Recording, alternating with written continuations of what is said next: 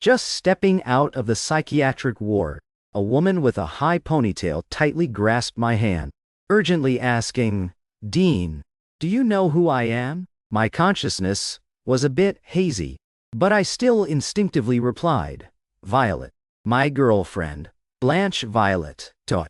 One. Andy." She was slightly moved, cupping my face and kissing me. The hand holding mine was trembling, but she still thoughtfully loosened her grip. "My love, you finally stopped calling me the rain person. Let me take you home." I followed her out of the hospital, taking the helmet from her hand, slowly recalling details about her. Blanche Violet was once my high school classmate. Back then, we only talked about studies. It wasn't until we were grouped together for an elective in college that we started the process of getting to know and falling for each other. She lived quite reclusively and was very afraid of complications. But now, she was riding a motorcycle with me. That license from years ago was something I forced her to get. I carefully wrapped my arms around her waist. The cool autumn night wind blew past my ears. The street vendors along the road were as bustling as ever. The roar of the motorcycle, barbecue carts, billowing smoke, pedestrians bowing their heads, scrolling on phones. Like a painting that never changes. Returning to the small apartment we rented, I sat on the sofa, propping my chin in thought. Blanche Violet got the medication, the antipsychotic brand, Yusta, and gave it to me to take. The doctor said as long as you take it regularly, your hallucinations won't be severe anymore. The stocks you entrusted to me before, I've found a way to sell them all. Pause. Updating the novel for now. Just stay home and rest well this week. Yo way. At that moment, the TV was broadcasting the news. The anchor's voice was steady without a ripple, both precise and mechanical. A random murder just occurred at a hotel on Ring Road 3. The victim was a 24-year-old woman, known to be a bartender at that hotel. The perpetrator was a man surnamed Walter. Due to long-term unemployment and disappointment with society, he committed this heinous crime. Why? The news echoed in my ears. Victim surnamed Shuel, female, Ring Road 3, bartender. My heart tightened. My hand instinctively reached for the phone. Opening the notebook, Hannah Nina's name appeared right before my eyes. Last week's farewell words were still vivid. I'd contacted her 7 closest friends, rushing back and forth at the funeral home, busy in every way but unable to shed a single tear. Even in some moment, I felt a strange sense of relief, like completing an invisible task. This feeling made even me feel unfamiliar. My gaze stopped at the introduction to the lizard person. In my mind, the early scenes of contact with her flashed. "Tristan Dean, are you writing that crappy novel again? Go buy your sister here a sausage." Gang on. Before the fat guy could throw money in my face, Hannah Nina had already punched him in the back. "Ouch, you savage. Protecting your hubby so fiercely. Wow," the fat guy said as he slunk out of the classroom. Hannah Nina placed a strawberry gummy on my desk, coldly saying, "I don't like sweets. This candy is for you." She hit really hard. She was also the tallest, strongest girl in class. For some reason, my childhood hallucinations turned her in my eyes into a lizard person. Called that by me, she wasn't angry. She even once listened to my story. Then, tried her hand at bartending, eventually becoming a bartender.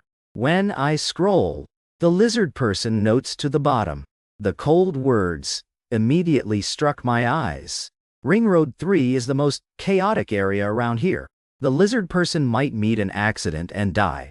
You all. My heart tightened. This line had come true, like a prophecy.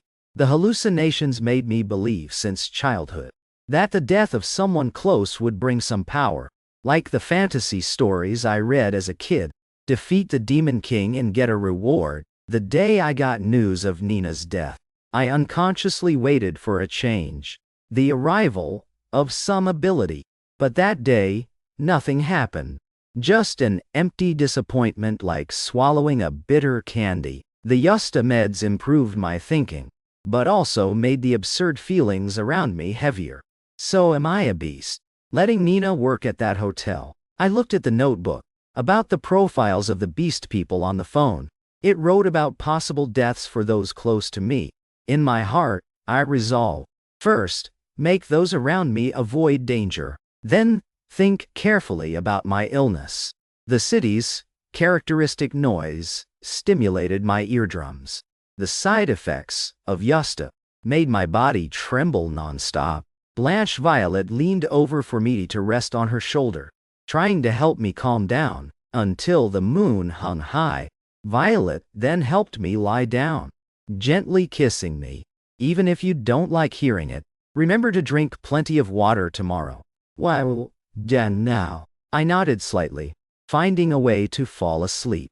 The characteristic chill of early autumn quietly seeped in, leading me away from the nightmare. I habitually stepped into the kitchen, frying myself an egg pancake, accompanied by sporadic sizzling sounds and the aroma gradually spreading. I skillfully drizzled soy sauce on it.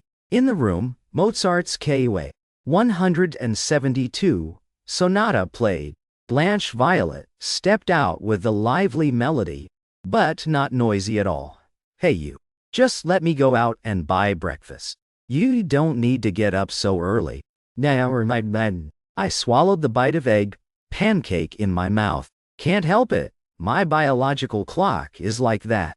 Besides, eating at home has its own flavor, right? She looked at me with a mischievous smile. It sure does have its own flavor. I took her finished plate, helplessly saying, "How did you pick up this habit of talking dirty?" "Well, gee," she argued.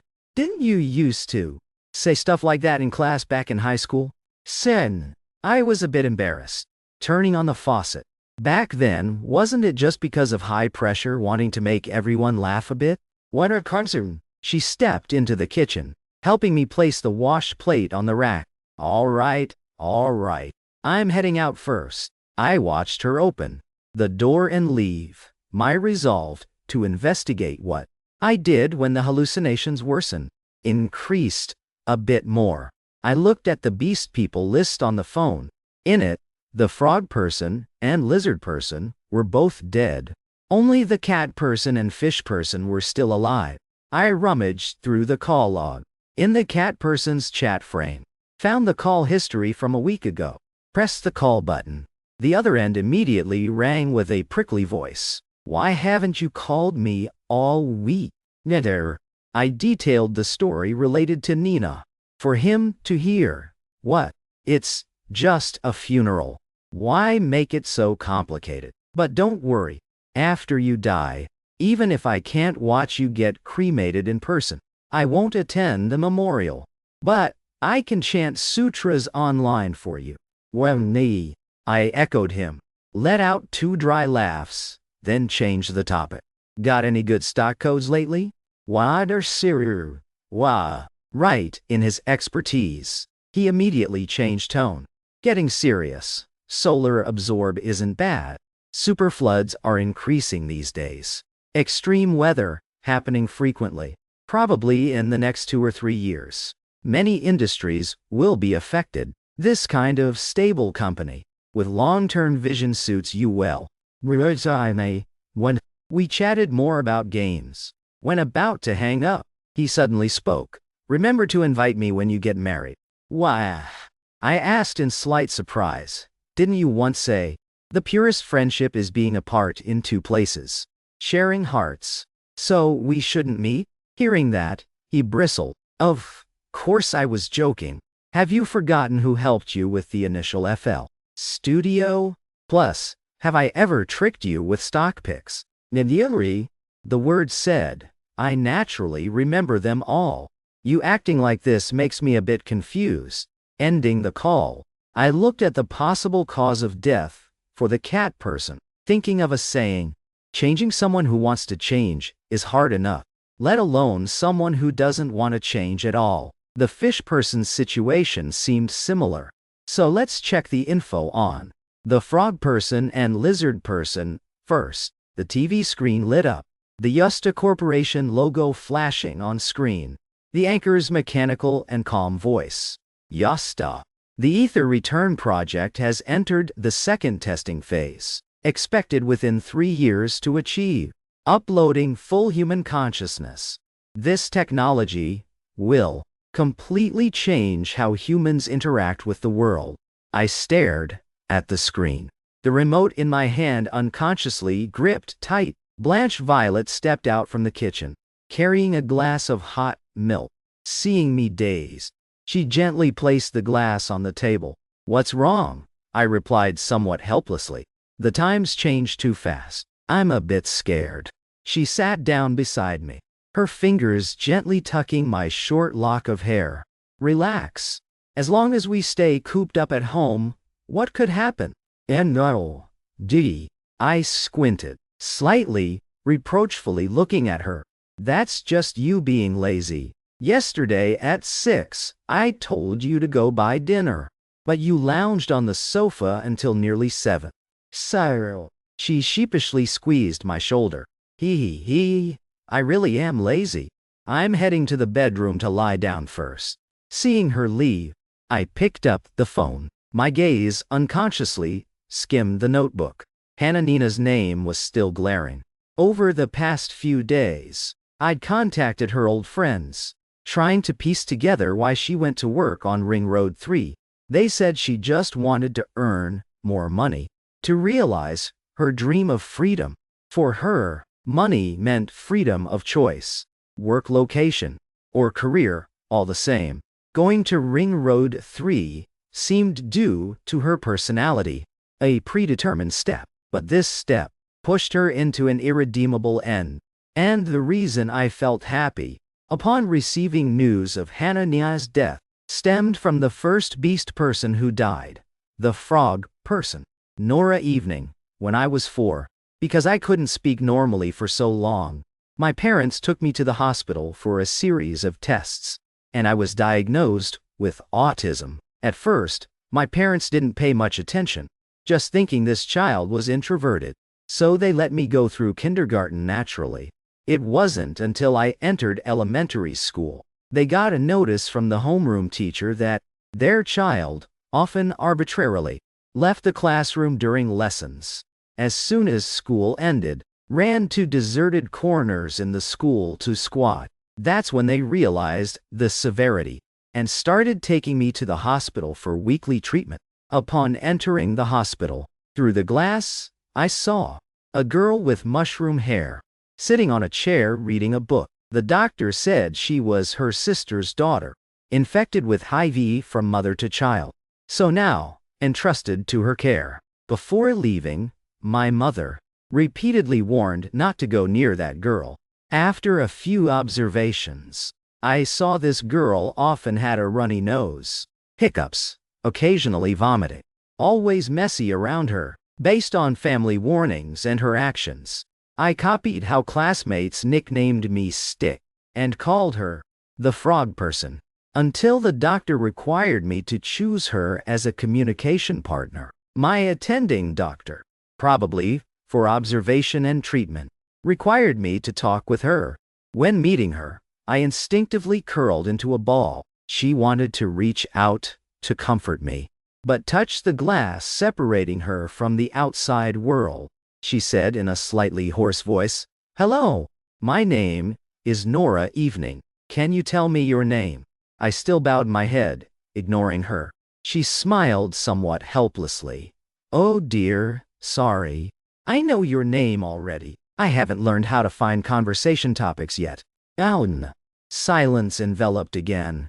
Just when I thought she'd give up, she spoke again. "I've read about philosophers who, to experience all shades of life, turn to stimulants. I thought, why not research a machine to share pain? Helping those with psychosis and serious illnesses reduce suffering? That would be better than letting them act out anyway." Me. She seemed not to expect a reply, continuing to mutter, "To enable them to do that, I've once bet with heaven, As long as I can help one person with mental illness improve, then they'll understand our hardships. I looked up at her a bit confused. The thought of avoiding her lessened a little. She coughed lightly twice, pretending nothing happened, and continued. You think it's very naive, right? But for two people to communicate well, first, they must understand each other. Why? I felt the defenses in my heart being broken down bit by her. I lost control a bit, covering my ears tightly and shouting, "Frog person, stop talking!" She froze for a moment. Then, like coaxing a child, said, "I won't talk anymore." She kept watching me. Even when the doctor came to call me, she didn't take her eyes off me. After that, through a few such conversations, I gradually could lift my head to look at her, even occasionally using short words to respond. She seemed very satisfied with this progress. That pale face always showed a gentle smile. One day, she suddenly confessed, "Actually, I begged my aunt to let me contact you." "You what?" She noticed my surprised expression. So, explained further, "I've looked through your file in the hospital archive. We both try our best, using accessible information around us, to build our own worldview. I believe you'll be able to leave here soon. So, are you willing to learn more about me?" So, from that day, I started learning to talk like a normal child with her. She also occasionally told me about ways of thinking. For example, Tristan Dean, let me tell you a story about facing the world positively. In a village, there was a boy from a fishing family and a girl from a fruit orchard family. They agreed to bring their best products to gift each other. The boy thought secretly, anyway, the other side won't know if it's the best or not. So, he chose a fish that looked pretty big to give. The girl also smiled and gave a peach as big as a hand to the boy. Back home, the boy thought more, found it strange, felt the girl's smile had some hidden meaning, that this girl was like him, hiding private thoughts. So, the boy deeply regretted, while on the other side the girl happily showed her mother, "We've fulfilled our promise."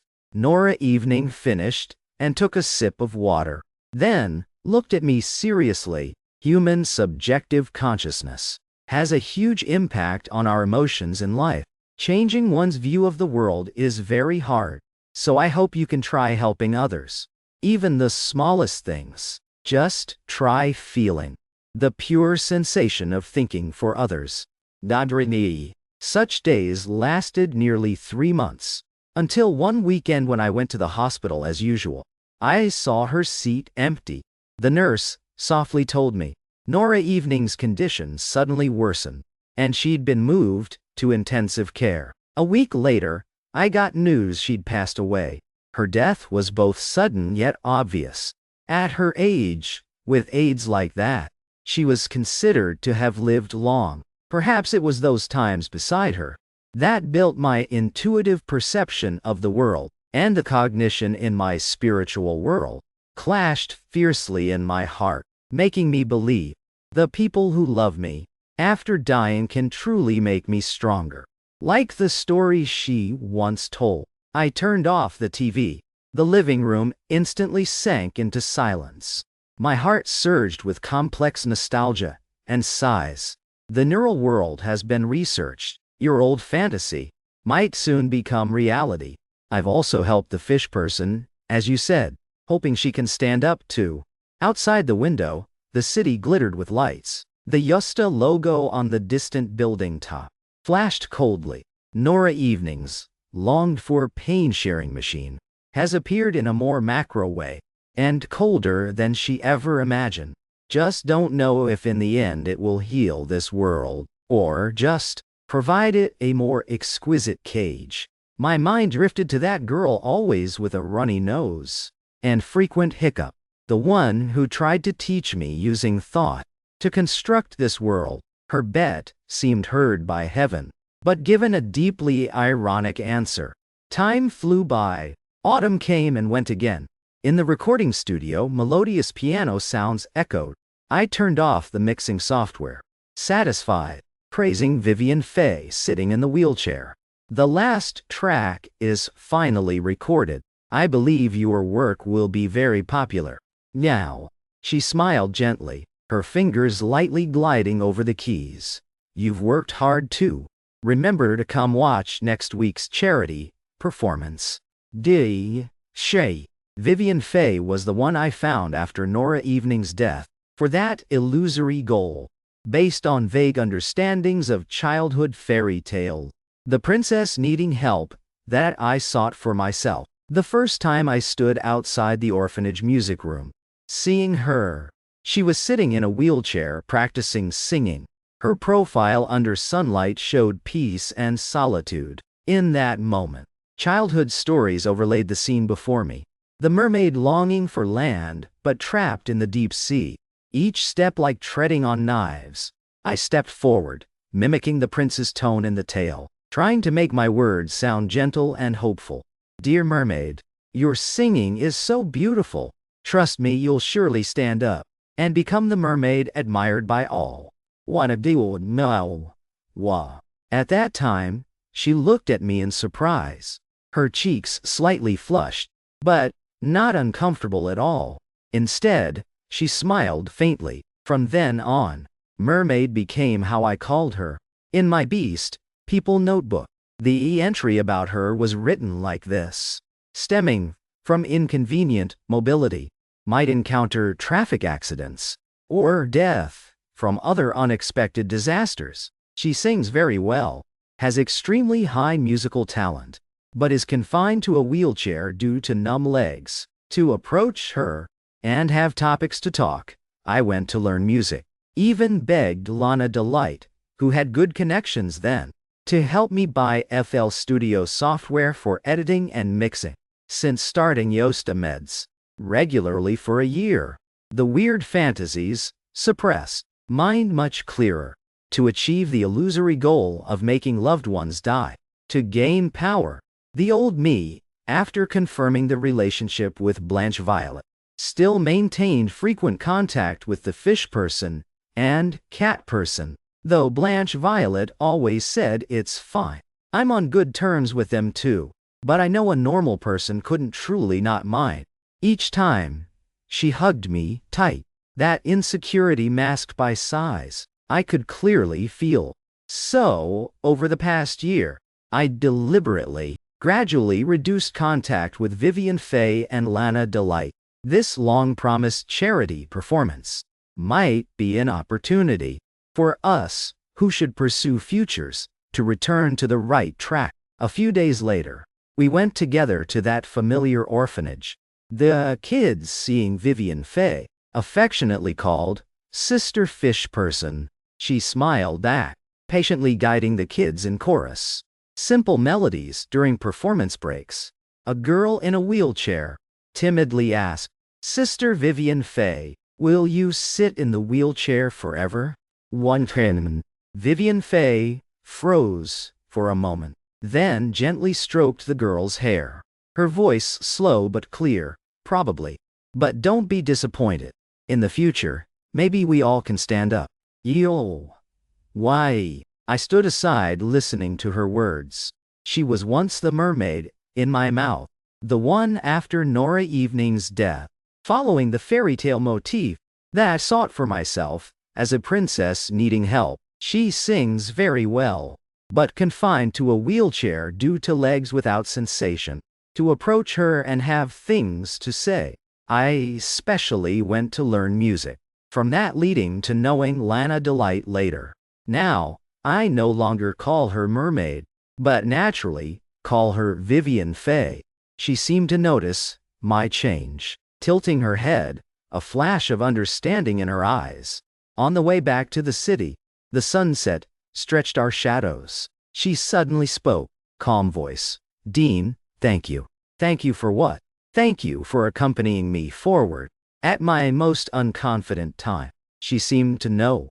I was about to tell her words, about keeping distance, perhaps from the change in how I called her name, noticing my attitude had changed. She was once so naive that when going to Shanghai, she fully believed a netizen's lie. thinking normal transactions there needed to exchange RMB for so-called protect currency, even at 1.5 rate. If she hadn't told me this interesting story, she might have been scammed a lot of money. Back home, Blanche Violet smiled, taking the backpack from my shoulder. Anything interesting today, dear? Say nay. Just the usual canon, in D major performance. But I observed a phenomenon. She put away the backpack and scooted close to where I sat. At the orphanage, hardly any kids are fully able anymore. What? Vivian Fay there seemed like an outlier. But now, defects seem the normal state. She replied matter-of-factly, birth rates are low now. Healthy kids are all kept at home. The remaining ones are bound to have some abnormalities. Well, I thought of my own illness. Couldn't help asking her. So if our child might have defects, would you still want to have one? No, she teased back. Of course not. I'm already this lazy. I don't want our child to have defects. Then I'd have to care for it. So tiring. Xiao. Seeing herself mock like that, I couldn't help saying, I'm lazy too. Back from a trip, hungry and tired, don't want to move at all. Wen Dao. Blanche Violet, hearing me, immediately stood. Let me go buy dinner. I wouldn't dare let my husband go hungry. Click, the thick wooden door closed. The living room left with just me. I flipped through the Beast People notes again. I realized my relationships with them. Like 3 stages of life. Seeing mountains as mountains. Seeing mountains not as mountains. And seeing mountains as mountains again. The acquaintance with Vivian Fay stemmed from the purest, most basic help. The fondness then symbolized dedication. Making the other happy. Pure thoughts, just between us. The acquaintance with Lana Delight was like a partnership based on rational shared cognition. Both sides need to consider invisible trust values, thinking about not owing favors, and how to grow together. While Blanche Violet is the one I want to spend life with. Both of us for a clear goal, striving to reach happiness. The background music for game levels designed by Vivian Fay. After release got great feedback. She herself gained fame from it. The music style dreamy, with melodies ethereal and a bit lonely, telling of one's naive journey forward, wanting to touch good things along the way, but finding everywhere blocked by a fence. So trying to use eyes, ears to remember all. Thanks to the game's success, she also got interview invites from calls. At this point she stood up, facing the screen with a simple greeting. This, because she joined Phase 3 of Yusta Project. 2. Clinical trial. A miracle born under drug stimulation. At least before the camera, it was so. I noticed this video, right when Blanche Violet exclaimed in surprise. Dean. Look, Vivian Fay can stand up now. I took the tablet from Blanche Violet's hand, and watched the hottest clip in that episode. The host asked her, who helped her the most. She slowly bowed her head, fingers tightly clutching the jade pendant on her neck, the one I gave her, for peace. The first day we met, when I was singing canon, suddenly, I heard a deep, determined voice a bit guilty, joining in rhythm with me. I looked out the window, a boy staring at me, and said to me, Sister Fish Person, can we sing canon together? I nodded slightly, and sang canon from the start again with him. Vivian Fay touched her legs. With a nostalgic expression she continued, the core of canon is continuous imitation, to make the same melody appear non-stop. For hours, we often followed each other's rhythm, learning from the other step by step, word by word. I always wondered if one day I could walk following behind him. She paused a bit, took a deep breath, looked up at the camera. That gaze, surpassing the host, from the lens, straight into my eyes. Now I can stand up, but he's long left me. The host looked at her with some regret. A while later asked the next question. I glanced at the comments. Harsh words flooded like a tide. Some cursed me for not cherishing. Some hexed me to never find love. Others started fabricating stories about me. The cyber attacks and Hannah Nina's tragedy made me feel people dissatisfied with this society are increasing, and they always seek an escape in anxiety and discontent, whether random insults or senseless violence. Just differ in form. Vivian Faye didn't fit into all this. She was always so innocent, even before the camera didn't hide her thoughts, frankly expressing gratitude to me. That sincerity made me both touched and helpless. I saw her in the comments, trying to explain our relationship, trying to quell the storm. But those netizens eager to vent anger didn't care about truth. Their accusations, insults, and blatant lies, like an endless frenzied performance, continuing to clamor in the virtual world. Dean, don't overthink. They can only curse you online. What's the use of cursing? If cursing were the loudest voice would rule the world long ago. Looking at Blanche Violet's concerned eyes, I somewhat wanted to tell her I'm worried for Vivian Faye, but mentioning another girl before your life partner is very hateful. Since chosen to gradually withdraw from relationships with them, I shouldn't stand here hesitating. I pressed my body into her slightly open arms, burying into the wings shielding wind and rain she opened for me. Amid myriad rumors, I know, thank you. Not long after the incident erupted, Vivian Faye sent me an apology message and invited me and Blanche Violet to eat a meal together. I didn't refuse. We went to a cafe as planned. Vivian Faye was sitting on a chair, her hand stroking a white ragdoll cat. Seeing us enter, she patted the cat. Little darling, be good later, okay? Then she apologized to me. Sorry. Tristan Dean, her voice soft, guilty eyes darting between me and Blanche Violet. Back then I didn't think much, just said what I thought. Troubled you too? I shook my head. It's fine. It's all over. Then I pulled a chair for Blanche Violet to sit first. Blanche Violet smiled at Vivian Faye. Gentle voice. Online stuff comes fast and goes fast. Don't mind too much. Vivian Faye seemed to lift a burden, but, in her expression, always carried an unshakable fatigue and tension. After food was served, we chatted about random topics, about music, about the cats in the cafe. The atmosphere between us proceeded stably. Midway, she stood to go to the bathroom. I noticed the moment she stood. Her body trembled slightly, hard to notice.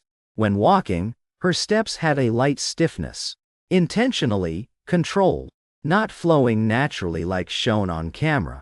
When she returned, I still asked, "Your legs okay?" "Daddy." Vivian Faye gave a reassuring smile, fingers unconsciously twisting a corner of the tablecloth. "They're fine. Probably everyone is like this when first practicing walking. A bit unfamiliar. Walking more will be okay." Her voice, light, as if talking about a trivial matter. I looked at her and asked no more. She's no longer the mermaid. I'm no longer the madman randomly calling others beast people. When Blanche Violet finished petting the cats, we said goodbye at the cafe door.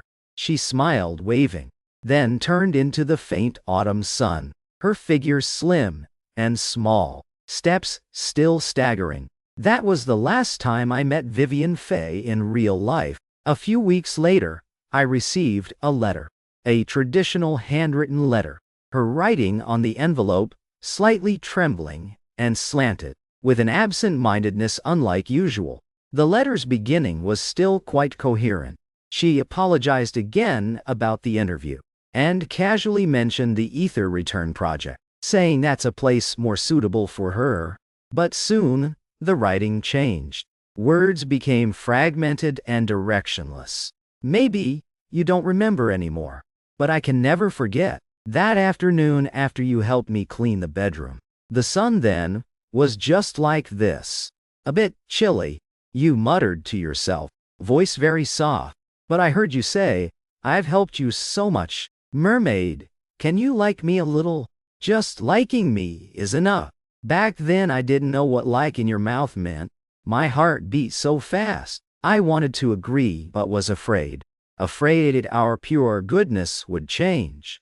So could only try guessing your thoughts. You've always treated me so well. Almost unconditional kindness.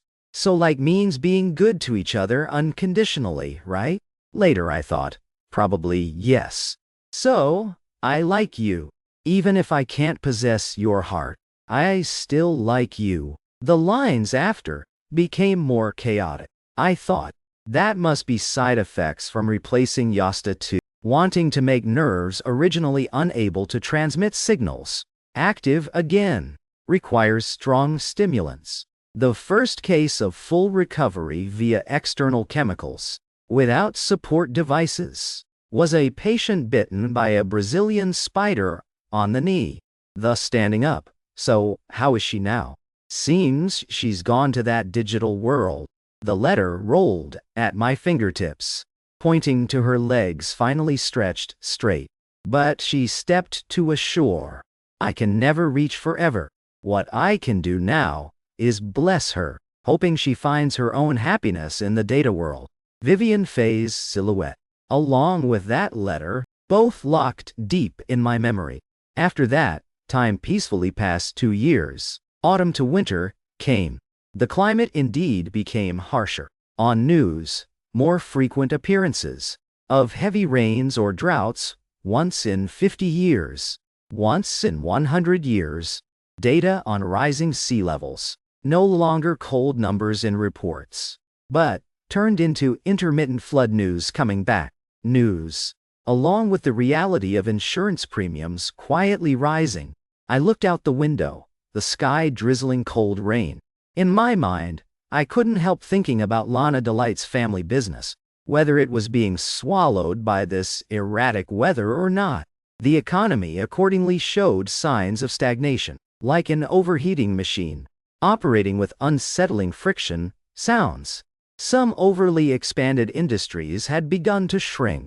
The stock market fluctuations grew more violent and became harder to predict, but not yet to the point of total collapse. The lives of most people just added a bit more caution and observation.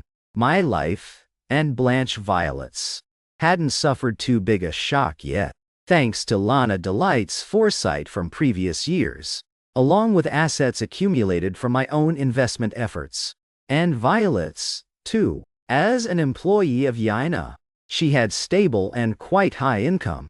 That helped us amid these rising waves still maintain a relatively comfortable ship. We lived a life in proper order, even starting to discuss a farther future. Recently, wanting to prepare a surprise for Blanche Violet made me feel anxious when facing her normally, occasionally noticed by her. Even more tense than that first time years ago. I thought continuing like this wasn't the way, so planned to talk to her while she was engrossed in watching a movie. On the screen, the end credits music was playing. Soft light imprinted on her focused profile. I took a deep breath, sat down beside her. Violet, I spoke, my voice a bit drier than I imagined. You probably think I've been acting strange lately. Actually, before I could finish, she pressed pause, turned around, spread her arms wide and hugged me tight. I know everything. Her voice buried in my shoulder, carrying an understanding smile, but also a bit reserved, cautious. But since childhood, I've received more love than you. So, let me propose, okay? I was stunned, completely unexpected how things turned out. After saying that, she stepped behind me, tried to lift me up, like the playful antics of old, but as always, my feet just left the ground. She mischievously yelled, "My love, you're so heavy," then smiled and set me down. Then, she rested her head on my shoulder, her breath lightly brushing my neck, continuing the earlier topic. Before, you always called me the rain person. I thought, if one day people invent mechanical wings, for me to take you flying. Then, I'd hear you recount in person the protagonist's slogan in the novel, "Wings of Hope, soaring through the sky." Her words like a feather, lightly touching my heart, carrying a pure longing and simple courage. Her world wasn't complicated at all. One outfit wearable for a long time. Favorite food eatable forever, without tiring. And the one loved absolutely unchanging. That lifestyle was simple and natural for her, but always moved me indescribably. Some say Murphy's Law revealed the similarity of success paths and the complexity of failure causes, and her pure obsession was the key link leading us to happiness. We looked at each other, smiling. The petty tense atmosphere just now completely vanished clean. An evening a few days later. Outside the window, cold rain, drizzling. The TV broadcasting the evening news. The anchor using the usual steady voice, reporting on recent supply chain delays due to harsh weather. Blanche Violet curled up on the sofa, flipping through a dental equipment catalog. My phone rang, the caller name flashing on screen. No longer Cat Person, but his name, Lana Delight. After connecting, his voice immediately sounded, speaking faster than usual, carrying some irrepressible irritation. "Tristan Dean, what are you doing?" "Nothing. Watching the news." I sensitively caught the abnormality in his tone. "What's up? You sound not too upbeat." "Isn't it that lately too much nonsense? Driving me mad," he said irritably. "Argued with someone again?" I casually asked. "Not this time. But real life stuff. My family's factories lately are really cursed. The recent, rare midwinter storm flooded the entire warehouse. Though insured, delivery deadlines all messed up, compensated no small amount for contract breaches. Raw material prices, rising chaotically. Costs, basically can't be pressed down. My parents every day with gloomy faces. Home atmosphere, suffocating to death. In the past 2 years, we still maintained net friend mode. Just call frequency from every few days. Gradually, reduced to every few weeks. I silently listened. He always liked dumping all emotions on me like that. Then give me some cool money-making tip. Didn't you suggest early on they transform the model, or diversify investments? I recalled times he mentioned family situation. What's the use of saying? His voice carried clear complaint. They think themselves full of experience. Still can hold firm. So think I'm just talking on paper. Now they see. I could almost imagine the expression, fuming with anger on the other end. Lana Delight was like that. Before, because betrayed by friends, leading to extremely unstable emotions. His parents just hoped he'd go through life smoothly, so rarely let him make important decisions. Over time, beside him, few people left willing to listen to him. So what plans now? What plans can I have? Cash flow on books increasingly tight. Many projects already cut budgets. He sighed. That sigh, full of anxiety about the future. I gripped the phone. The cold rain sound outside, tapping on the window, seemed to transmit into the receiver too, making the silence even heavier. I suddenly thought of the death prophecy in my Beast People notebook about the cat person in the future. The company's capital chain might suddenly break due to environmental impact, and he might die because of it. I thought about current feasible measures. How about you tell your parents, consider it for you, and declare company bankruptcy? He intended to refute but couldn't utter a word. Finally, like admitting defeat softened his voice. I always can't argue against you. You can't argue against me is nothing strange, because debates in the end only leave stances. No right, wrong. That's the so-called double standard. No. You also once told me that except nonsense, human words always project its goal. Like someone saying you're baselessly blaming them. Actually, they're implicitly blaming unreasonable on you.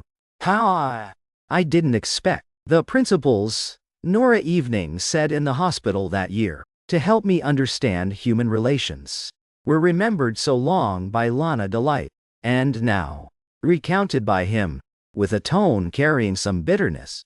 The other end silent for a long time, long enough, I thought signal cut, and then his voice sounded again. Hey, Tristan Dean, remember when we first met? Back then you, because no money to buy FL Studio, sought my help. You said the music dream of Mermaid was about to die young. Namorimon. His words made past images immediately appear before me. Back then, his game ID was Little Cat Ball, and because he often hummed, exhaling hot breaths. So, after gradually familiar with his personality, I started calling him Cat Person. I remember then you hummed and said, such a trivial thing worth worrying? Now, then pulled me along and said to do some winter break startup plan. Yes, in his voice. Finally, a bit forced smile, like a faint light leaking from black cloud gaps. You handled evaluating account values to buy in a. I handled connecting with those needing to buy back. I remembered that winter. We each huddled before our computers, always glued to jumping buyer-seller messages. Finally, one. From his mouth. From hands. Those kids who spend red envelope money right away. I earned my life's first 10 million. Back then seemed nothing impossible. His voice sang. The just kindled light quickly extinguished. Making money then was so easy. Helping you solve problems simple like that. But when the money needed becomes huge, and problems faced become disasters. His words, unfinished. But that helplessness completely drowned the brief memories. Past flexibility, cruelly contrasted with current deadlock. At least then I could help a bit. Not like now. Just watch everything worsen. Both ends only rain and heavy silence. The disinfectant smell in the testing center faded. Instead, dry, dusty air outside. The result sheet in hand. All indicators on black and white normal, except a bold note. Family history shows. Maternal grandfather diagnosed with Parkinson's. Recommend priority specialist consult. And carefully consider natural conception. The silence between us a while. Blanche Violet spoke first. Voice, very soft. Grandpa later suffered a lot. Dean, what do you think? Should we try more? I, without hesitation, gently shook head. No need to try. I took the result from her hand, put in bag. Action, intentionally, calm. Didn't we agree? Wait until more stable then adopt. That's best. To have no risks. She looked at me, tension in eyes. Gradually faded. Became complex emotion. Mixed guilt and relief. She softly, yes, initiatively grasped my fingers. Let's go home. I'm a bit tired. Days passed like sinking into sticky liquid. Slow and peaceful, passed a few days. We tacitly didn't mention that result again. Life filled with daily trifles. Yet, in home still felt comfort and quiet, until climate change really knocked on window. First rare prolonged low temperature. As if autumn withdrawn.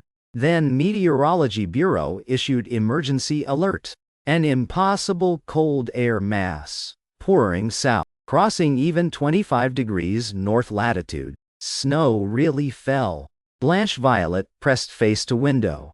Breath, condensing white fog on glass. Then quickly faded. Outside window, sparse pedestrians wrapped tight. Hurried steps. Leaving messy footprints quickly covered by new snow. For rapid development, humans non-stop borrowed. Borrowed from future. Borrowed from nature. I looked at abnormal scene outside, muttered. Don't know when cash flow shortage. Lana Delights, family specializing in precision manufacturing and export. How would it be? Perhaps reality always crueler than imagination. Blanche Violet didn't reply. Just scooted closer to me. arm pressing against mine, transmitting a bit scarce warmth. Right then, my phone rang a shrill sound, breaking the heavy quiet in home. The name, flashing on screen. Lana Delight. Connected call. The always probing and lively hum didn't sound. In receiver, a dead heavy void. Only suppressed sobs to extreme, as if someone using all strength covering mouth but couldn't stop desperate moans. Tristan Dean, his voice completely hoarse, distorted. Vocal cords like ground through rough sandpaper, only fragmented sounds left.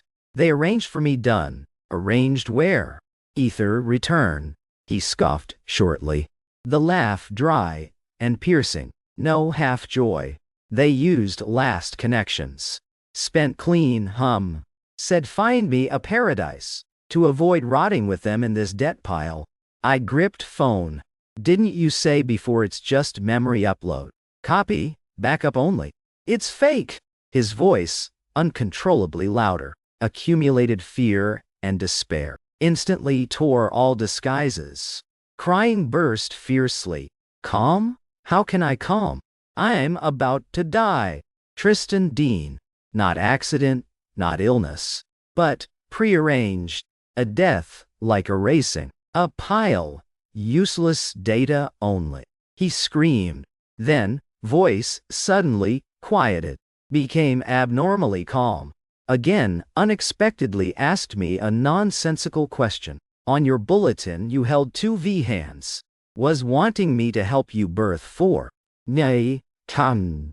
My calm mind slightly wavered, while I dazed. His voice sounded again. That strong momentum vanished instantly. Only complete weakness and plea tore completely the promise. Not meet for so many years. I'm about to die, and you not come find me. You said, keep distance. No benefit binding relations. Then people can have purest friendship.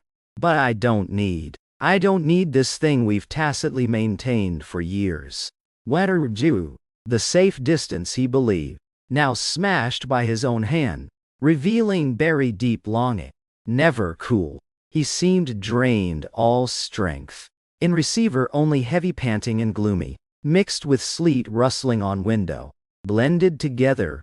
Long while, his voice sounded again, abnormally calm. Calm to hair-raising. Fine, so be it. Silent a moment. He softly called. Tristan Dean. Farewell. Call abruptly ended. I gripped phone. Frozen by window. The abnormal sleet, outside still nonstop falling. Enveloping whirl. In cold, white noise screen. In ears. Still echoed his final calm farewell. And those uncontrolled screams too. If ether returned really like that, then, what about Vivian Faye? That year did she experience similar deception? And that final handling? At the end of that replacement letter. The more suitable place she described. Saner. Was that a finely packaged slaughterhouse or not? My mind chaotic like snow outside. But a deeper numb feeling quickly covered. Even with such reality before eyes, I seemed to feel no sorrow. Blanche Violet saw me dazed by window. She gently hugged me from behind. Perhaps she didn't know what happened. But she understood me. Understood under that seemingly calm exterior was an emotional vortex. Deep that even I couldn't reach. She just hugged me like that, using warm, quiet embrace to tell me she's always here. Outside window snow still fell, silently covering the increasingly strange, increasingly cruel world. The meaning from Lana Delight's call seemed not vanish when call ended, but instead, like that abnormal cold outside, stubbornly seeped into every crevice of life. More accurately, it was a deep unease. I noticed my reactions to everything becoming increasingly numb. Sorrow, anger, or fear, emotions that should surge, now like observing through thick glass. Can identify but hard to touch. Yosta meds stabilized my thinking, but, like a filter net, drew away vivid emotion colors, leaving only gray outlines of light. I like a computer program, receiving info about friends facing injustice or death, but can't output matching human sorrow. This drifting loss of emotions made me feel a quiet panic. One day before our planned marriage registration, Blanche Violet curled on sofa, head on my lap. She suddenly, softly spoke, breaking prolonged quiet.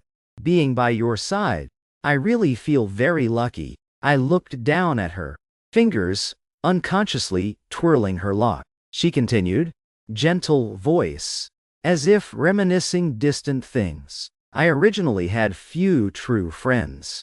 Basically, after a life stage, a bunch names in contacts fall silent. Never more. New dialogues popping up. I once thought human relations probably like that. Stage-like train rides. Change trains, remember? She tilted face looking at me. Then you told me. There's a frog person who thought that's good too. You said if one keeps forging ahead, and always looks back dissatisfied, then their relation's destined stage-like. You praised me as ambitious, never immersed in past. That was words Nora Evening once said, to not make me grieve separation with her. Violet paused, her gaze on me so gentle, as if mustering all courage to continue. After high school graduation, for grades, or so-called progress, I no longer obsessed like that. Back then I didn't know. Besides stepping on predetermined path, what else I could do. Until much later. She stopped a bit, trying to describe me, full of emotions. Then, you said the lizard person once coldly told you, supremacy always makes us think value, forgetting own self, and then, you invited me to seek so-called happiness. I recalled Hannah Nina's all-seeing face, when saying those words, being treated properly by you. Back then I couldn't help thinking, Adayi, her voice lowered, carrying some shyness. The love I give you seems not passionate enough. I feared you'd find it bland. Then you patted my head, smiled telling me, the fish person once whispered in your ear, that actors before cameras know all their actions fake. That makes them good at distinguishing social falsities. But thus, they crave true feelings more. I, unlike them, don't crave feelings. So naturally, no need much time processing emotions. Didn't we agree to pursue plain happiness together? Why? That was Vivian Faye's usual self-pitying whisper. Then, to comfort Violet, I selected a sentence to recount for her. She sat up, arms around my waist, gently swaying. After a while she suddenly stared at my face, tone carrying some curiosity. So what about you? Loving me, any surprises? I thought of words Lana Delight once asked me. Slightly hesitated whether to say, hey, Tristan Dean. You say, love must first soul collision, then physical connection. Back then caught off guard. So answered vaguely to pass. But now thinking of her learning old me, ready to share bit by bit of life, I couldn't hide. The cat person before asked me, if love first soul collision, then body interweave or not. I paused, felt ears a bit hot, but after with you, I tossed those soul collisions to back of mind. Just thought snuggling with girlfriend isn't better? Do? Blanche Violet froze a moment, then burst laughing, shoulders lightly trembling, cheeks dyed pink.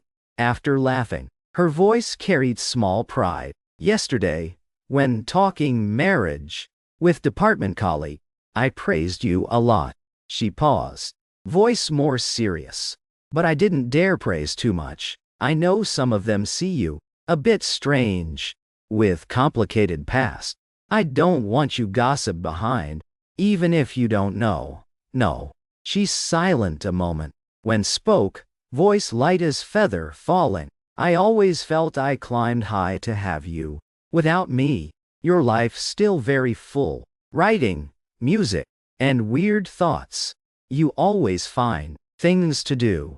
You'd probably retreat to own world, not bother interacting much, nor have intense emotions, nor mean anything. You showed me life can have colors, can actively seek something, instead of passively accept arrangements. Rare, I saw her say so much to me, usually me leisurely talk. Her leisurely listen, seemed she knew I, lately, lacked life motivation. So learned old me, using small promising and nostalgic things, to bit by bit, try influence me, try, pull me from that cold empty black hole. Next day, familiar sonata sounded. We ate, simple, hasty breakfast, then did marriage procedure on a not very nice, weather day. I looked at household register in hand, in heart, couldn't help thinking of where I wrote possible death, causes for everyone, in a notebook. Hope everything stays in knots of uncertainty. Today is 40th consecutive overcast drizzly day since year started, along with news of resource allocation to military keypoints. Prices non-stop climbing. Blanche Violet held her health report before me. I stared at diagnosis line. Confirmed Parkinson's. I calmly asked, so still chance to cure? Blanche Violet turned face away, firm voice, yes. But, doctor said, I need long-term treatment. We probably move to Heng Yuan area. Yes, seeing me agree. Her eyes slightly shook. Husband, let me be quiet alone. If anything, say later, okay. All right. Bedroom door gently closed. I went to living room cabinet, took out bank card, Vivian Fay left. For some reason, I suddenly recalled 6 years ago. Just received this card. Back then, full of guilt.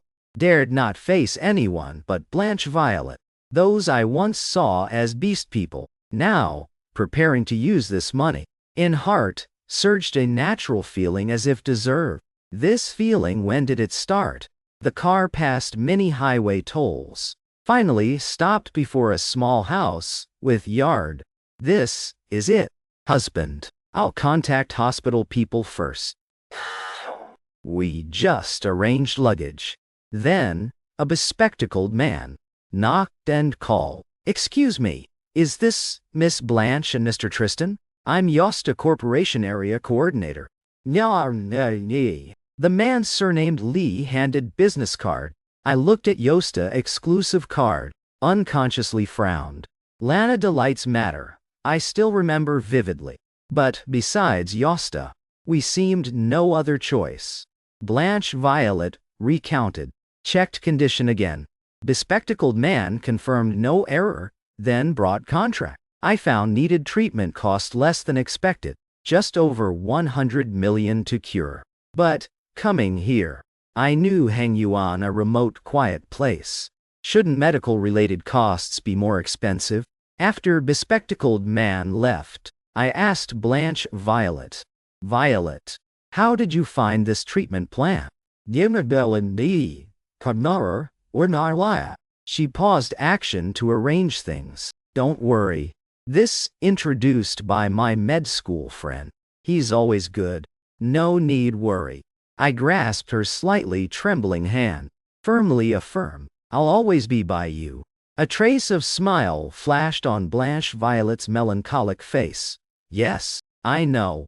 After few hospital visits, Blanche Violet's condition improved markedly. Just as she said, arm, often, transmitted pains. Today is contract day for definitive disease treatment. Morning music replaced by dark, lonely violin solo. I stepped out room with slightly weary face.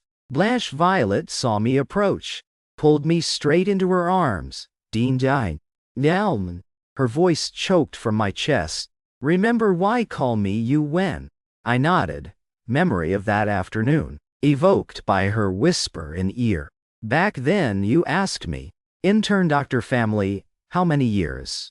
Next, what plans? She recounted that year's dialogue, voice light as in dream. Then I told you somewhat fantastically that, wait until my wings full. Then our wedding day. Back then, I really thought one day I'd fly high. Her hand unconsciously gripped my shirt. Take you flying to a very high, far place. But if my wings destined, never grow well. If it can fly but can't take you along, instead broken and become your burden. Yee. My consciousness started hazy. You always tell me value myself. Her voice, increasingly soft, like feather brushing my heart. We've been together how long? You always gave me absolute respect. When dividing daily expenses, you'd let me see savings notes. Each contact with opposite sex, you'd report to me and say anytime can call over. Rain sound outside window really heavy. Like her thoughts now. You also said love to reach happiness together. You let me bravely speak to you when no longer suitable. Right this moment. All clues in my head suddenly strung together. Abnormally cheap treatment cost. Her condition improved too fast. And that often aching arm too. That, over 100 million money. Part to implant nanorobots into body. To make Blanche Violet look like normal person. She using her last strength. To act a recovery play for me. Similar tragedies kept happening around me. So my emotions? Hannah Nina can say long no contact. Vivian Faye because I didn't know inside. Lana Delight can use own helplessness to explain. And now she's right at hand. I still feel nothing. As if, oh, they really like beast people. Not same species as me. Right when I about to faint. Blanche Violet left last words. Before always you arrange everything for me. Now let me help you. Consciousness from deep dark ocean state gradually surfaced. I opened eyes. Found lying on living room sofa, covered with precious blanket. Rain sound outside still, but home, quiet eerily. Blanche Violet disappeared. My gaze stopped on table. A silver recorder pressing a paper. On it, her familiar embroidered writing. Dean, if willing trust me then listen this okay.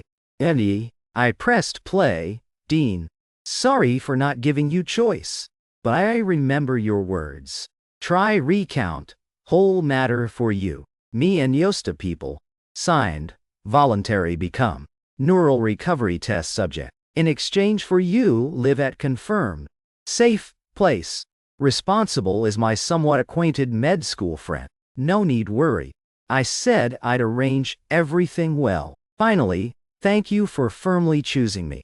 Instead of anything else. Recording ended here. Her voice, so calm, clear and articulate, even carrying reliable tone. Inherent when she handled affairs. As if this not a parting, but just a note she left before outdoor. That's Blanche Violet. Lazy planning future trips. But could for me map a retreat. She thought, foolproof. So now what should I do? As a writer, I quickly thought of philosophical propositions. From biology angle, individual should do beneficial for species maintenance. And from existentialism, I should in this inherently meaningless world, based on experiences from observing world, execute choices to construct and define self. But this rapidly changing unadjustable world, and a guy gradually losing self-values, do meds like me, what else can do? I seemed only chase past life experiences, leave something, then depart. Like what I fantasized about beast people, also like what they did for me. This thought, strangely calm, but carried unshakable certainty. Before all emotions completely vanish, I still can do one last thing. I opened computer, took experiences meeting them, to write a fairy tale. Story starts with a boy accidentally strayed into territory full of beast people. He met, first, Frog Person. Frog Person told him rules here and reminded him live kindly with everyone. Later, because his difference from beast people here, when bullied, he met Lizard Person. Lizard Person gave him delicious foods, helped him escape this always uneasy place. Then boy met cat person and mermaid too. He helped bristling cat person because betrayed by friends. Smooth fur back then received wonderful instrument from him, then used that instrument to help mermaid regain music confidence. Then he met a woman with wings not yet spread. Boy used interesting way to recount whole journey to that woman. So that woman also fell for him through days beside, and told him wait until she can fly. We'll take boy together to place belonging their own illusions. Finally they bid farewell beast people who helped boy, and left this land. Story ends here. As for sequel and reality, humans tiny like butterflies. World vast like ocean. Butterflies can't fly across ocean. Who would heartlessly blame? Writing here, I paused a bit. How about title Beast People Master? I flew across the ocean. This crappy name made me couldn't help burst laughing. When humans, under too much pressure, brain secretes dopamine to inhibit suicide intent. But I just laughed once then back to calm. After this story, archived everywhere, by all ways thinkable, nearly another month passed. In this time, rain stopped 2 days. But fact war broke out, couldn't wash away shadows in people's hearts. Humanity seemed unable escape cycle. Now, peak tech almost fully AI dependent. Most people can't adapt to era's rapid changes. They only vent negative emotions everywhere. Even Yosta launched ARC project for AI to data fee whole world. Now what should I do? This question appeared again, but answer now crystal clear. Biologically, my useless gene no value to inherit. Existentially, final understanding, I got observing world. Is this irredeemable silence? My choice is before that silence arrives. Step out myself from this sinking ragged boat. I contacted Yusta, though through past relatives, warnings, as well as their current statements, all make people extremely reject. But so what? I lay in dim room, waiting consciousness, separate from body. Device emitted intermittent hums, like monotonous requiem for this era. Will I meet them again? Cold feelings started spreading from limbs, like final tide, submerging beach. I think surely yes. Extra story. She mimicked the first scene in my memory, softly asked, Dean, remember who I am? Before I could reply, outside door sounded Blanche Violet's shy yell. Nora evening. Stop messing. If my husband anything happens, I absolutely won't forgive you. And Nora evening glanced at her lightly, pushed glasses, calm voice, but carrying some helplessness. This version tech, a broad current success rate, still 100%. If really problem I also helpless. You want revenge? Go find Yasta. Don't bother me. Blanche Violet, heard then obediently shut mouth. Nora evening turned to me, began step by step, confirming the differences in my perception of reality and the virtual world. It turns out that virtual world was the therapeutic space built just for me. All setups based on current device limits and my condition to calculate the most optimal plan. For example, setting the loss of emotions. On one hand, because machines can't perfectly simulate the subtle changes in human feelings. On the other, also, so I wouldn't notice the fakeness of that world. As for Nora evening, Hannah, Nina and the others successively leaving my life was arranged based on our real-life closeness level. Like Nora evening, for instance. She was with me not long before studying abroad. Little interaction, so naturally exited stage early. Hannah, Nina in real life saved money to open a bar. Only recently life stabilized. So, just had some contact with me. As for Lana Delight, Vivian Faye and even Blanche Violet, too. Their statuses all like my initial impressions in that world. The only difference is, during the time I was in coma, Vivian Faye's legs gradually regained sensation and started being able to stand up. After digesting this pile of info, I sighed. Good thing it was all fake. Lana Delight still with usual sarcastic habit. Of course, fake. Who'd like you anyway? The words just out. The whole room suddenly fell into deadly silence. Nora Evening pursed lips tight, shoulders slightly trembling, trying to hold back laughter. Hannah Nina sighed long, shaking head nonstop. Vivian Faye dazed a bit, then, suddenly, softly spoke. I remember in that virtual world, you didn't confess feelings to Dean, right? You and D. Blanche Violet heard, tone carrying pout and sarcasm. Didn't you hear him say want to birth 4 for my husband? When he rod why? Lana Delight realized just dug own grave. Whole body froze on spot, wishing could vanish immediately. Nora Evening saw events as predicted. Finally, couldn't hold and burst laughing. Hannah Nina saw. Lana Delight's little heart, really about to can't take any more. Stepped in to help. Tristan Dean just recovered. Let him go home rest first. Another day, we go barbecue gather properly. We all acquaintances. So just joking a bit. Thus followed her suggestion and dispersed. After getting home, I opened phone, thoroughly searched national data, as well as regional climate and security situation. Each objective data column and trend charts showed this world actually not as bad as what I defaulted. In my subconscious, people often easily remember more negative info, causing self-fall into anxious state, then sink deep into toxic vicious cycle. During this, Blanche Violet occasionally rubbed against my calf, showing extremely clingy. After confirming info I wanted, I put down phone then turned to look at her, softly asked, Violet, what's up? Blanche Violet smiled, said, in that world, didn't you say, physical interweave greater than soul collision? I want to make you happier a bit more.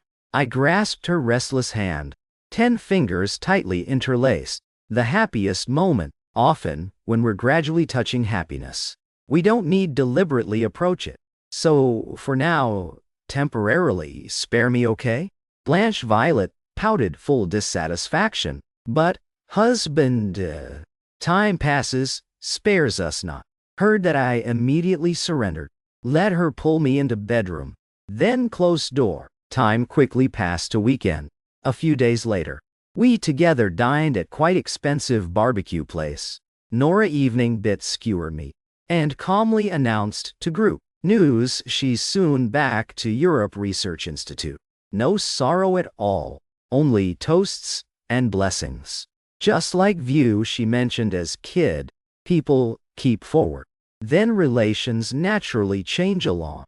Hannah Nina just casually joined fun few sentences. Her eyes occasionally glanced Lana Delight and Vivian Faye. Vivian Faye just quietly sat, place, immersed enjoying shop's special beef soup. She's still same as old, doesn't know white mouth at all.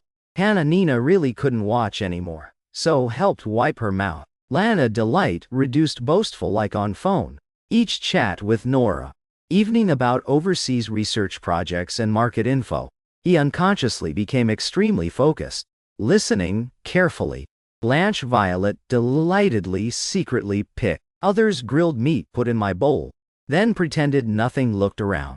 I still couldn't understand why someone with IQ enough to enter Med-Uni Dental D could act so childish like this.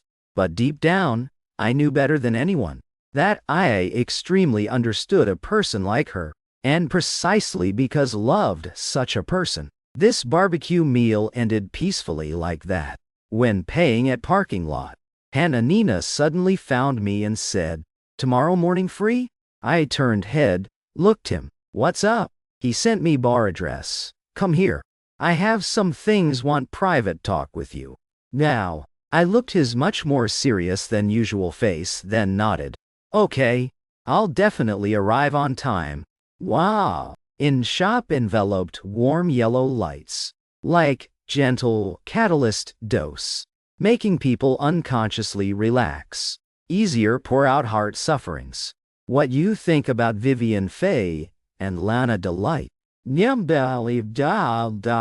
Hannah Nina told me drive here. Then, pushed fruit juice glass over. Glass bottom lightly touched wood bar, emitting dull sound. Just my friends. I thought long. Still couldn't find more suitable relation definition, so could only vaguely answer like that. Hannah Nina looked deep my eyes. Suddenly smiled, said, "You really like skilled scumbag? Test which woman most suitable life partner.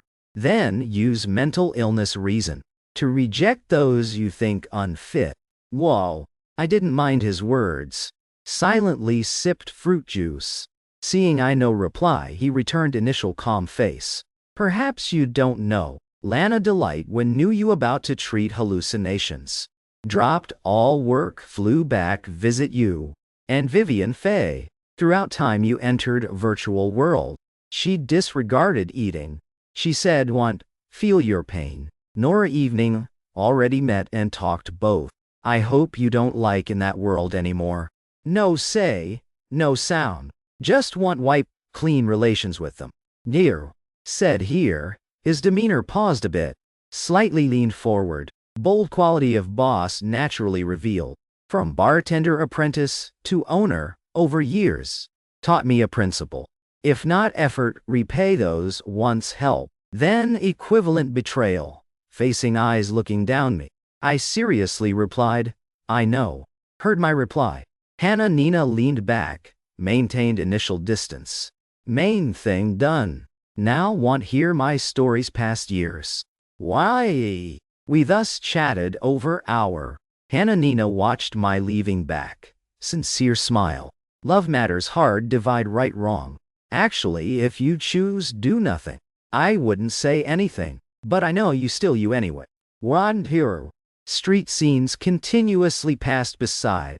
Hannah Nina's last words echoed ears with engine sound. Am I still me? If no, his reminder. Perhaps I wouldn't like now, but squarely view their feelings. Sunset fell amid forest high-rises. I found roadside barbecue stall months not tasted. People lining up. Since, with Blanche Violet, I increasingly lazy. Many life things worth waiting. Or, worth diving into. I all unconsciously avoided. But that saved time. Also, created no value. Like now. Line by snacks she finds tasty. Or join. Union activities making people very busy. Seemed I gradually forgetting. Perhaps even without Nora Evening's treatment. I could recover anyway. But due inferiority or so-called laziness avoided. That, past me. Could still count as self. Brother, what you order? Boss's greeting pulled me from thoughts. I lifted head smiled him. 2 special portions for me. One with lots, tofu skin. Okay.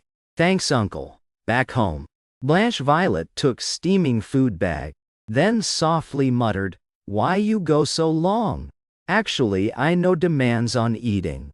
"Render," said Blanche Violet, went into kitchen, took from fridge, my favorite passion fruit water. "I guess surely you went by things I mentioned like." Her mouth curved light smile. "Last time, didn't you say, long not drank passion fruit water? Saw you not home, so I specially went out buy for you." Now I dazed, looked her, precisely, this unique gentleness of hers, made me want discard all outside world, to wholeheartedly cling to her. But now, I must face directly unclear feelings. Between me, with Vivian Faye, and Lana Delight, I pulled Blanche Violet sit living room. Took Hannah Nina's words, as well as regrets. Not properly handled before. Between me with Vivian Faye and Lana Delight, honestly, told her all. She silently listened, all. Then tilted head asked me, "So now what you plan?" "Nyanmaral." I deep breath, bit shy. But, tone full firm. I needed about half day alone with each. To clarify everything. Originally thought she'd probe or show unease. But she just blinked thoughtful, then said, "Then I also have an idea." She grasped my hand. Fingertips lightly brushed my ring finger. "We before didn't hold wedding, right? Wait you settle these. We'll start over from beginning. Start from proposal. Then together, plan a wedding. Just ours alone. What you think?" I looked her clear eyes. Heart surged strange warmth. "Thanks you, Violet." Heard thanks, she suddenly pouted. Used half joke half real tone warm. "I say ahead okay. Now I temporarily spare you. That's it. After wedding. Then don't dream pass easily like this, okay?" "Yan mir." I lightly smiled, then released her hand. "Okay. Eat first." Said those words to blanch Violet. The long pressing stone in my heart gradually lifted. Next morning, I picked up phone. In contacts. Found name still fish person not changed. Ring only 2 beeps picked up. Other end Vivian Faye's voice with bit nervous. "Tristan Dean, what's up?" I looked dolphin jumping see picture on calendar. Then, sincerely invited. "Heard lately you're seeking new album inspiration. If free, want join me Ocean Park seek inspiration?" "No, just me and you."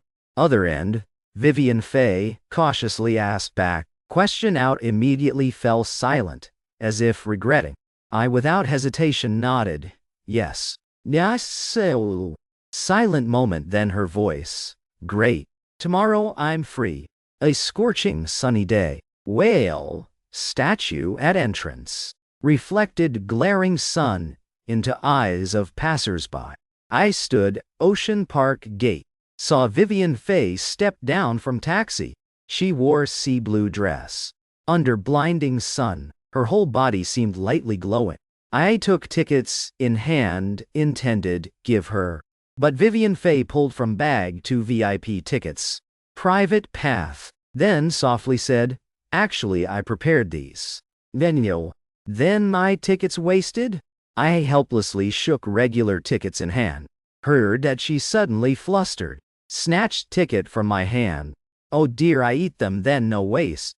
Nya. She acted intending stuff, ticket mouth. Like times I nagged her too thin. But when ticket edge touched lips, she suddenly stopped. Realized action bit wrong. Her whole face instantly flushed red. "Sorry, made you awkward again." "Oldiebrau." I smiled, shook head. "You just upgraded me to VIP. Anything you do right." She intended, open mouth refute, but finally, swallowed words. Lowered head, gripped skirt hem, then followed behind me. In deep blue tunnel, school's fish glided silently like drifting Milky Way. Waves, shaped lights, lightly swayed on her focused profile. Vivian Faye unknowingly pressed against glass. Fingertips lightly tapped to fish swimming rhythm. Impromptu. Humming melody like water bubbles from lips. Softly dissolved into deep blue space. Until dolphin show about start. She escaped immersed state. After watch. Want come back? Look more? What da? Vivian Faye shook head. "No. Sometimes, hazy feeling nice. Too clear sometimes loses imagination." We used VIP tickets she prepared. Sat closest to water position. Dolphins soared out water per trainer command. Drew silver arc and pierced circle accurately amid cheers. Show halfway. One especially energetic dolphin suddenly swam fast toward us. Abrupt stop, then leaped right at pool edge. Water splashed sky like sudden waterfall pouring straight on us. My arm instinctively blocked across side, like countless times before. When she pushed wheelchair, not noticing front, I always subconsciously pulled her behind me like that. Water poured on raincoats. We both, simultaneously dazed, forgot we wore raincoats. I bit embarrassed retracted arm.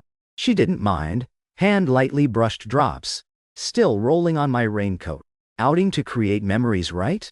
Don't mind too much. She hit my sore spot. I suddenly realized I indeed too rigid. Clearly, I wanted to take her relax, but always dominated by things to say, as well as reactions she might have caught. Looking her sparkling smile underwater, I also tried, shed excess thoughts, let things happen naturally. After show, we went see seahorses, and some odd-shaped small fish species. When she admired fish schools, fingertips occasionally tapped knee, though walking not steady, but rhythm never messed. Walked in this path, sunlight again filled before us. When stepped out deep blue tunnel, afternoon sun again lingered on shoulders. She squinted, turned, looked me, with me. Go souvenir shop, okay? I want turn today's feelings into something portable. Just entered white tone shop. She went straight to over meter, long shark plush. I looked, price number. Triple market price. Softly asked, isn't too expensive? She no answer. Decisively, swiped card pay. Turned stuffed huge plush into my arms. Remember year we 13? When looked up, her eyes teary. Clearly free rap version, but you insisted with Lana Delight toil sell accounts to buy FL Studio for me. Then you said, expensive things always have their value. Nhi. I silently sighed in heart. Before I thought she like Blanche Violet. Just simply naive personality. But now, truly realize. Their essences completely different. She truly worldly indifferent. If someone treats her well, she'll use most direct, even clumsiest way, to repay received favor without holding back. Like Hannah Nina said, she can fast to feel my pain. And like now, she without hesitation, spent huge unnecessary money for me. Stepped out shop. I hugged oversized shark plush. Prepared say words, brood, all day. Vivian, you don't need repay me like this. This money can save for more important things.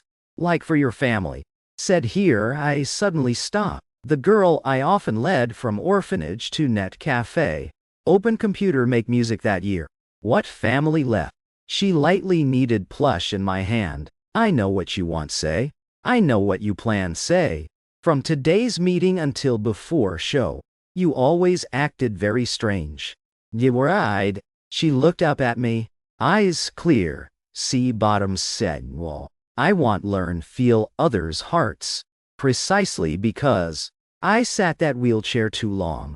When I just intended speak. She already softly shook head.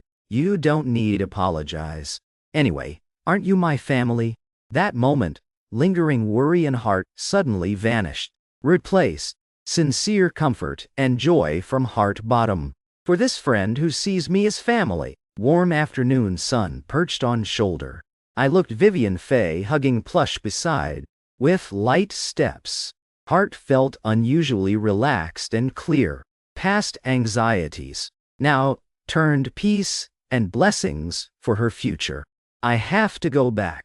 I glanced time, gave her today's most relaxed smile, appointed with Blanche Violet. She understanding, nodded. Shark, plush in arms, glowed soft blue under sun. On way home, I saw sky bluer than when went. Turns out when shed burden, even ordinary afternoon can make one so light. Time to meet next person. Also one left deep imprint in my life. Afternoon sky turned gray. Clouds lowered, making people feel bit suffocated. I dialed number. Other end almost immediately picked. Want join me revisit old school? Dial hall. What nonsense. Receiver transmitted his usual sarcastic tone. We hundreds kilometers apart. You plan teleport here? I'm waiting you outside home gate. Other end, silent, a second. Then sounded deliberately smug voice. Oh dear. This lady's charm no joke. Wait him finish. I hung up. Looked up his home window. Less than minute. Aggressive silhouette. appeared right at residential gate. You rushing like this got worries? And intermally, I said while walking. Nothing, just plan right nostalgic plots. So, seek you, for reference bit. Dial. He strode parallel me. Why no tell me ahead? What if I busy? I replied habitually. You what busy? I'm giving you chance out breathe air. Nah ya dear old while. But unexpectedly, he didn't retort fiercely as usual. Just lightly hummed from nose. Then turned face away. This manner, extremely like overpampered catse. Home bare fangs claw at owner. Once outdoor timid, curl in corner. Even meow dare loud. A long way, I made up exclamations to bait him talk. He also occasionally replied few sentences. About 20 minutes later, we stopped before a rusty iron gate. On gate pillar, hung, DRC, non-elementary sign. Letters faded somewhat. Lana Delight, hands in coat pockets. Glanced me sideways. So, you're closed elementary school. What it looked like ultimately. I turned, head looked the woman. Easily believed clumsy lie I just made. Then continued bullshitting. Probably similar this place. Then invite great guide surname Lana introduce bit. Nan, heard that he pouted, strode faster.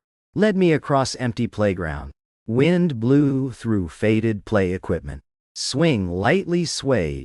That's third grade classroom. Near. He suddenly pointed a second floor window. Right here, I framed, stealing money. Near. He quickly directed eyes to quiet small woods on right, as if there's something. Suddenly attracted his attention. But just a second later, eyes quickly shot back me. Face showed intentional relief. So about done right? This enough for your reference?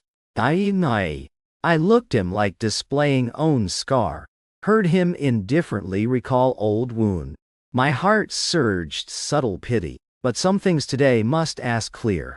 I remember right you once said, you have secret base, right? Secret base? He repeated those 4 words. Sighed. Then turned toward low wall. Then, he braced hands on wall. Used some force. Jumped over that wall. Then, helplessly looked me. Standing dazed. What? Didn't you say want see? I jumped over too. Behind wall. A forgotten corner at school edge. He led me under another wall. At a sunken spot. A plastic watering can dirty unbearable. Lying askew corner. He stared that can then calmly spoke. Remember when we first met? Once I vanished several days. I nodded. Back then his avatar gray. I sent tons messages no reply. Thought he found me annoying no want play anymore. Back then, I no desire anything. Besides eating just locked in room. Until, saw your messages. I realized I still exist in this world. Way. He 1 foot, stepped, on wall ledge. Bent, close, face to weeds. Back then you said, you have a friend. Advised me raise own pet. You knew my home no allow pets. So, told me save mandarin seed after eating. Try plant C. I also squatted. Looked down feet. The patch, he meticulously tilled. Yes, Nora Evening told me. Lana Delight. Casually picked that dirty watering can. Lightly wiped rust spot. I followed your advice. Found seemingly most fertile patch here. Buried then biggest mandarin seed. Every day I carried this can. Sneak water, from toilet to water. Even chatted with it. Tell today, who glared me. Tell my parents argued till what time last night. One merity, was it? He suddenly scoffed. Clearly knew a casually spit seed can't sprout. But back then, I really believed miracle would happen. Yanni said here, he put watering can down. Though that seed never sprouted. But I no longer had that mentality. Want to escape everything. I stood up too. How about now raise some cats? I paused a bit. half joke, half serious added, but never mind, I fear you and your cats. Turned to humming at each other. Yay! He clenched fists, aggressively yelled, "What you mean?" But then fell silent, as if really considering that possibility. On way back, sky started drizzling. I pulled fold umbrella from bag. Opened umbrella found. Canopy only enough one person. I used eyes, ask opinion. Looked him. He stood rain edge. Hair quickly covered fine water dust. Stared that umbrella few seconds. He deep breath, as if resolving something, then stepped under canopy. Rain actually very small. Today thanks you. No problem. Walked few more steps. Rain seemed about stop. He suddenly spoke. All right. I indeed once liked you. Before yes, and maybe now still a bit. You will. I not yet reacted, he interrupted. But I'm seeking own life too. So don't make that about to cut ties face. I'll still send you stock info. When you marry, I'll come as a friend. A while later rain stopped. He consciously stepped out canopy toward home. Seeing him go decisively like that, I also folded umbrella went bus stop. Just when I about out alley head, heard his pouty yell. Me and my cat's definitely happier than you watch. Well, heard this familiar tone. Worry in my heart completely lifted. Person met thanks, stuck home gaming due storm that year. Then heart weather will have sunny times too. Early June morning. Sky not yet fully bright, air still lingered night chill. Blanche Violet gently shook me awake, her eyes sparkling. No trace tiredness. Get up quick, today schedule. 1 year on. I groggily sat up. Thought of surprise, she said, give me few days ago. Grasped her extended hand.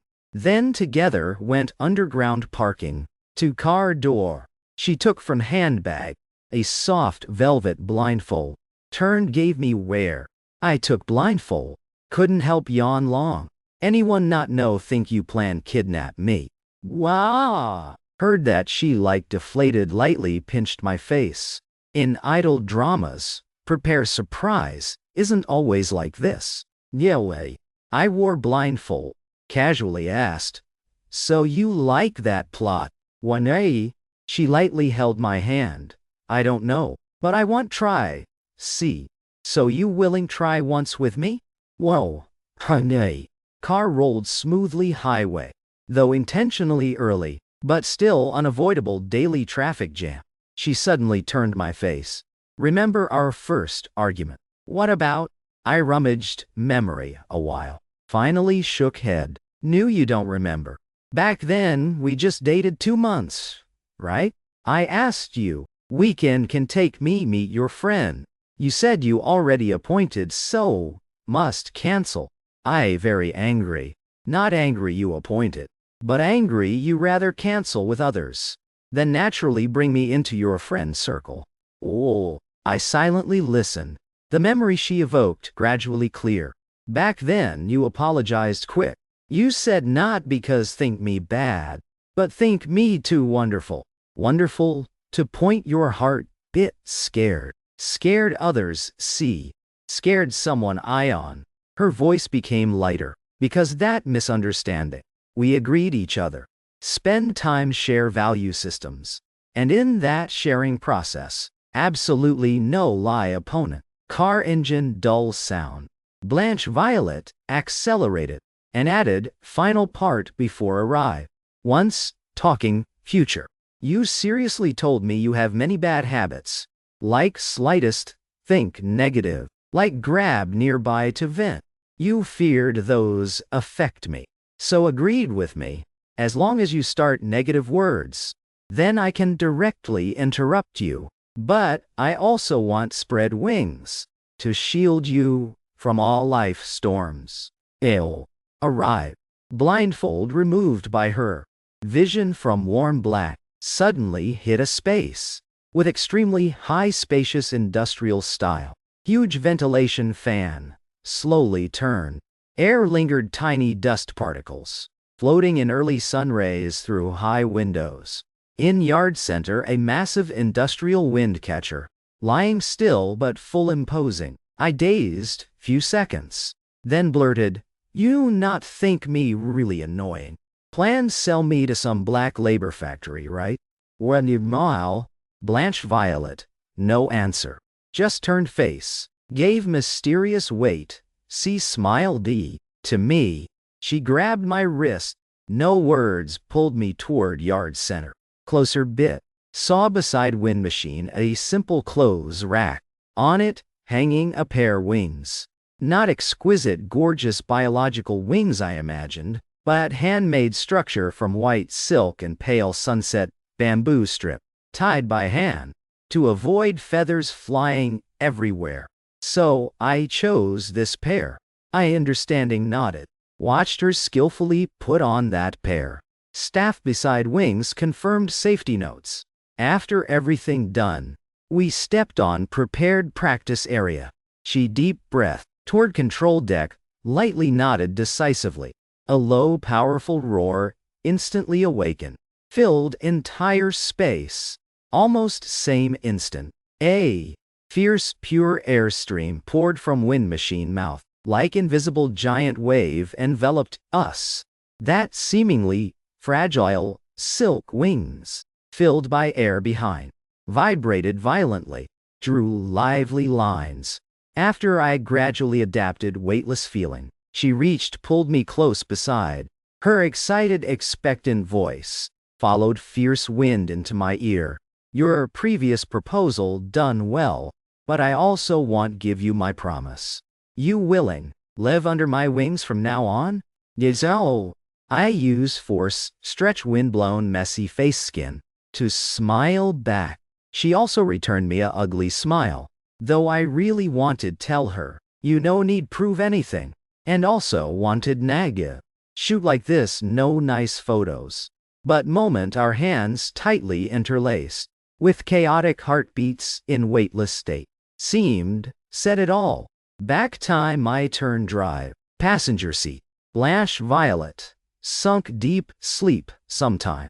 Head lightly leaned car window. Breathing even. I turned radio volume low. Steady steering home road. When saw sunset glow. Couldn't help think morning matter. When Blanche Violet mentioned our personalities. Blanche Violet, bit naive, perhaps in that nearly clumsy seriousness. She easily remembers negatives. But she won't argue me for that. But seriously self-reflect. See where she not good. And often like that. When result no positive feedback. She wants give up. This unskillful, unsavvy life filter makes her look crystal clear, but also extremely vulnerable. I look self through rear view. And me? I also bit lazy. So I more must be delicate, observe happenings around. So happiness we pursue no more cracks. Back home not long, Blanche Violet asked, "Dean, so you with mermaid and cat person still contact?" I answered very frankly, yes, but I sure they no other intentions. Also won't sink deeper. She seemed not expect. I answer so decisively, lightly dry, laugh twice. But even so, I won't spare you. Sure buying. I looked her smiling face and echoed. Spring night moment worth 1,000 gold. We must seize, make big haul. Many years later. Youth, habits. Once thought, leave no traces. Finally carved into body growth rings. Left ear hearing like faded old photo. Gradually blurred. That's trace from making music with Vivian Faye. And wearing headphones over time. Limit. My presbyopia also especially severe. Almost everywhere see unclear. That's mark of nights. Sneakily rank climb with Lana Delight. Blanche Violet, always beside, care me. Bit sentimental said, Dean, should have spared you more times back then. Now no. I smiled showing full dentures, replied, people can't possess both youth and understanding of youth. These pains originally what I should bear. And New era medicine told me exactly my remaining lifespan. In this time I went visit Hannah Nina's dreams. Chatted phone with Lana Delight about how many cats he raised dead. With Vivian Faye went find Nora Evening to see so-called even can't live on, but can help posterity, those memories, stored to utmost. I think that's surely worthy, though one individual's data, too tiny compared whole database. But my life to myself has infinite meaning, and aging not forgetting, but distill life into shallow deep small stream. So all passers-by can bend scoop a handful cool water from clear past diet dew.